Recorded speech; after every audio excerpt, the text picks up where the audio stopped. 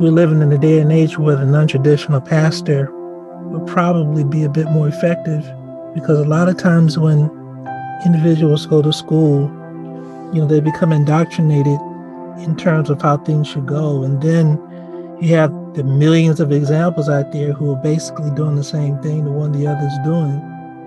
So I think that this period in time might be more so for an individual who feels a call of God on their life. They may not have the academics behind it, but they feel the call of God on their life, and they're attuned to the many issues that people are experiencing, not just millennials, but you have Generation Z out there, and you have so many others, even people in my category.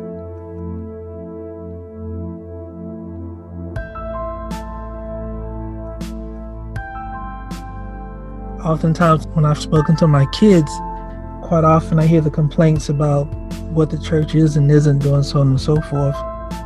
And I'm saying, well, why don't you guys come together and start your own? There's no law or anything against that. We're just living in some very interesting times, and when you have so many people leaving the church, then that means there's probably room for another type of alternative. I'm not talking about alternative in terms of leaving God out. I'm not meaning that at all.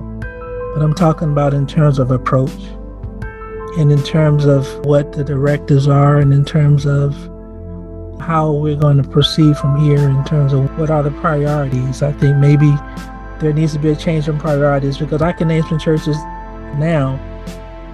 You go to the church and the same people are leading out who were leading out 10 to 15, 20 years ago, and nothing has changed. They're still leading according to what they've learned, and nothing changed. And if you go to some of these churches, they're not as full as they used to be. I've heard some were saying that churches are very cold. Well, that may be true. When you have a status quo that's leading out, then that tends to happen.